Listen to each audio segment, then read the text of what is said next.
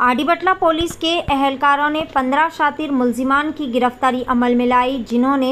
एक chocolate company के owner के घर पर चोरी की वारदात अंजाम दी। शातिर मुलजिमान ने घर में दाखिल होकर सीसीटीवी कैमरास के साथ तोड़फोड़ करते हुए वॉचमैन के साथ भी मारपीट की और वॉचमैन को डरा धमका कर घर से चोरी की वारदात अंजाम दी। शातिर मुलजिमान ने घर से बड़े पैमाने पर चोरी की। पुलिस एहलकारों ने मुलजिमान के कब्जे से 3 car, 1 motorcycle, 14 mobile phones, 1 lakh रुपए की नकदी रकम और दीगर कई सारे मवाद को जब्त कर लिया। वाज़ेह रहे नाज़रीन के रंगारेड्डी ज़िला के आदिबटला पुलिस स्टेशन हदूद के तहत तुर्का अमजाल में चॉकलेट कंपनी के मालिक के घर पर ये चोरी की वारदात अंजाम दी गई। आइए जानते हैं इस खुसूस में मुकम्मल तफसीलात। ఈ నెల 11వ తేదీ తిరుమనతురై అనే వ్యక్తి ఆదిబట్ల పోలీస్ స్టేషన్ శ్రీరామ్ నగర్ వాస్తవ్యులు ఆదిబట్ల పిఎస్ నుండి వచ్చి ఎర్లీ మార్నింగ్ 11th రోజు ఎర్లీ మార్నింగ్ 1:32 మధ్యలో కొంతమంది వ్యక్తులు తన ఇంటిలోకి ప్రవేశించి వాచ్మెన్ తర్వాత అతని కంపెనీలో వర్క్ చేసినటువంటి ఒక వ్యక్తిని తాళతో బంధించి కొట్టి వాళ్ళ దగ్గర నుంచి మొబైల్ ఫోన్ లాక్కొని మెయిన్ డోర్ని బ్రేక్ చేసి దోపిడీ చేయాలని ఒక ఉద్దేశంతో సీసీటీవీలను కూడా డ్యామేజ్ చేసి ఇలాంటి ప్రయత్నం చేశారని చెప్పేసి ఆదిబట్ల పోలీస్ స్టేషన్లో మనకి ఫిర్యాదు ఇవ్వగా ఇమీడియట్గా మనం అది ఒక కేసు రిజిస్టర్ చేసి సెక్షన్స్ 395, 342లో ఒక కేసు రిజిస్టర్ చేయడం జరిగింది. తర్వాత అక్కడ ఉన్నటువంటి క్లూస్ ఆధారంగా దాని యొక్క గ్రావిటీని తెలుసుకొని ఇమ్మీడియట్గా ఎస్హెచ్ఓ ఆదిబట్ల రాఘవేందర్ రెడ్డితో ఒక క్రైమ్ టీమ్ని ఎస్ఐ కృష్ణ టీమ్ని ఇమీడియట్గా ఏర్పాటు చేసి దీని మీద మళ్ళీ క్రైమ్ ట్రాకింగ్ అనేది ఒకటి చేయడం జరిగింది. ఇందులో మనకి ఉన్నటువంటి క్లూస్ ఆధారంగా ఈరోజు చింతలకుంట కేఎస్ బేకరీ మనసలిపురం లిమిట్స్లో మళ్ళీ సమావేశమైనటువంటి ఈ అఫెండర్స్ని మొదటగా 15 మంది వ్యక్తుల్ని మనం ఈ బేకరీ నందు ఈరోజు అప్రహెండ్ చేయడం జరిగింది. ఈ కేసు యొక్క వివరాలకు వెళ్తే భోగిని జంగయ్య అనే వ్యక్తి బ్రాహ్మణపల్లి ఆదిబట్ల పిఎస్ లిమిట్స్లో బ్రాహ్మణపల్లి అనే ప్లేస్లో ఉంటూ అతని స్నేహితులైనటువంటి శేఖర్ రెడ్డి, మహమూద్ ఈ ముగ్గురు కలిసి ఎలాగైనా సరే ఈజీగా డబ్బు సంపాదించాలని చెప్పేసి వాళ్ళు ఫ్రీక్వెంట్గా ఇంటరాక్ట్ అవుతున్న సమయంలో తుర్కా ఎంజిఆర్లో ఉన్నటువంటి తిరుమనతురై అనే ఒక చెన్నై బిజినెస్ మ్యాన్ చాక్లెట్ వ్యాపారి అతని ఇంట్లో భారీగా నల్ల డబ్బు 950 కోట్ల వరకు భారీగా నల్ల డబ్బు ఉందన్న ఇన్ఫర్మేషన్ ఆ ఇంట్లో పనిచేస్తున్నటువంటి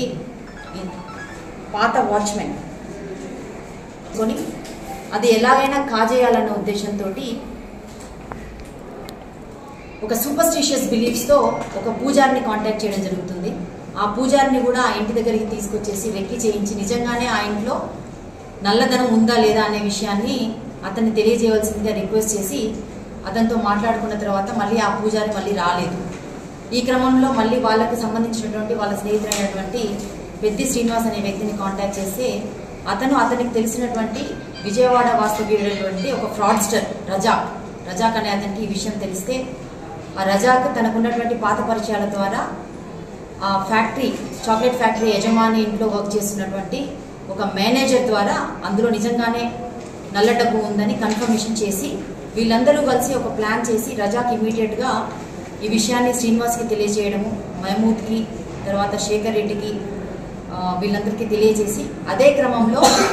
తన చేతుల్లో ఇంతకుముందు మోసపోయినటువంటి సతీష్ అనే వ్యక్తికి ఈ లొకేషన్ని పంపించి నీకు చాలా డబ్బు దొరికే మార్గం నేను నీకు ఫెసిలిటేట్ చేస్తాను, ఆ డబ్బు దొరికిన తర్వాత అందరం సమంగా పంచుకుందామని చెప్పేసి సతీష్కి ఆ లొకేషన్ని షేర్ చేయడంతో సతీష్ తన ఫ్రెండ్ అయినటువంటి ఒక జాకిని, తర్వాత మహమూద్, శేఖర్ రెడ్డి, శ్రీనివాస్,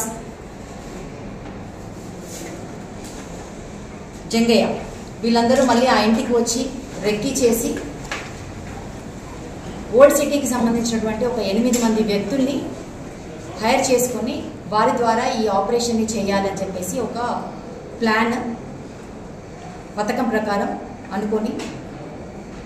ముందుగా 4వ తారీఖు ఆ ఇంటిలోకి ఈ ఓల్డ్ సిటీ నుంచి తీసుకొచ్చినటువంటి ఎవరైతే హైర్ చేసుకున్నటువంటి 8 మంది వ్యక్తులు ఉన్నారో వాళ్ళందరితోటి ఆ ఇంటిలోకి ప్రవేశింపచేయటట్టుగా చేసి వీళ్ళంతా బయట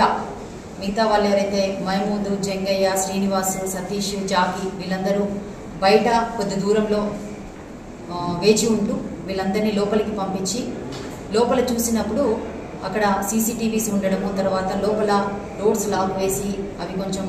వీళ్ళకి ఫెసిలిటేట్ చేస్తున్నట్టుగా లేకపోవడం వల్ల దాని నుంచి వాళ్ళు మళ్ళీ విత్డ్రా అయిపోయి వెనక్కి రావడం అనేది జరిగింది. తర్వాత మళ్ళీ వీళ్ళంతా ఒక హోటల్కి వెళ్ళి అక్కడ మళ్ళీ ఒకసారి మాట్లాడుకొని మళ్ళీ తర్వాత ప్లాన్ చేసుకుందామని చెప్పి అక్కడి నుంచి డిస్కస్ అయిన తర్వాత ఏ విధంగా కూడా పోలీస్ కంప్లైంట్ అనేది రిపోర్ట్ కావడం ద్వారా మళ్ళీ వాళ్ళకి కొంచెం బలం పెరిగి మళ్ళీ ఎలాగైనా ఈ ఆపరేషన్ చేయాలి, ఈ టాస్క్ చేయాలి అని చెప్పేసి మళ్ళీ 11వ తారీఖు ఎర్లీ మార్నింగ్ మళ్ళీ సేమ్ టీము బయట ఈ 5 వ్యక్తులు వాళ్ళ దగ్గర ఉన్నటువంటి బ్లాక్ కలర్ పేపర్తో ఉన్నటువంటి కరెన్సీని వాళ్ళ దగ్గర పెట్టుకొని వీళ్ళు అంతకుముందే బేగం బజార్లో పర్చేస్ చేసినటువంటి గ్యాస్ కట్టర్స్, పాండలు, సోలార్ ఫెన్సింగ్ని ప్లేస్ చేసినటువంటి తర్వాత ఎవరైనా అడ్డొస్తే వాళ్ళని కట్టివేయడానికి మాస్కులు, ఒక నైఫ్, ఇవన్నీ కూడా మిగతా ఆయుధాలన్నీ పర్చేస్ చేసి వాటన్నిటితోటి మళ్ళీ 10th, 11th intervening night early అవర్స్లో 1:30కి మళ్ళీ గోడ దూకి లోపలికి ప్రవేశించారు. ఆ టైంలో వాచ్మెన్, తర్వాత ఆ కంపెనీలో వర్క్ చేసినటువంటి ఒక వ్యక్తి కూడా మేల్కొని ఉండడం, వాళ్ళు వీళ్ళని చూడడంతో ఇమీడియట్గా వాళ్ళని అటాక్ చేసి వాళ్ళని తాళతో బంధించి వాళ్ళని కొట్టి వాళ్ళ దగ్గర నుంచి ఫోన్ లాక్కొని మెయిన్ డోర్ని బ్రేక్ చేయాలని చెప్పేసి ప్రయత్నిస్తున్న క్రమంలో ఆ ఇంటిలో ఉన్నటువంటి వాళ్ళు ఆల్రెడీ అంతకుముందు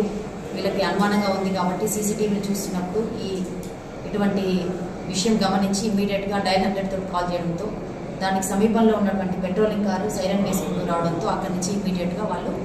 గ్రూప్ అంతా పారిపోయారు. ఇది ఒక ఈ యజమాని ఇంట్లో చాలా నల్ల డబ్బు ఉంది, దాన్ని ఎలాగైనా కాజేయాలి అనే ఉద్దేశంతో ఇప్పటివరకు 15 మందిని అదుపులోకి తీసుకున్నాము. ఇందులో ఇంకా చాలామంది అబ్స్కాండింగ్లో ఉన్నారు. వాళ్ళని కూడా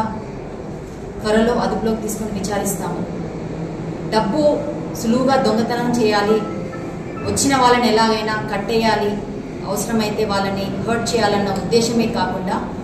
ఒక రకమైనటువంటి విపరీతమైన మూఢనమ్మకాలు. ఇందులో సతీష్ అనే వ్యక్తి, రజాక్ అనే వ్యక్తి వీళ్ళు ఒక డెమో ద్వారా నల్ల పేపర్ని 500 రూపాయలుగా, కొన్ని కెమికల్స్ ద్వారా 500 రూపాయలుగా మార్చే ఒక ప్రక్రియని ఒక మోసపూరితమైన విధానాలలో చూసి ఆ డబ్బుని 1కి 3 చేయాలన్న ఉద్దేశంతో సతీష్ తన దగ్గర ఉన్నటువంటి 4 లక్షల్ని రజాక్ అనే వ్యక్తికి ఇవ్వడము, ఆ డెమోని నమ్మడము, దాని ద్వారా తనకి 4 లక్షలకి 15 లక్షలు ఇస్తున్నట్టు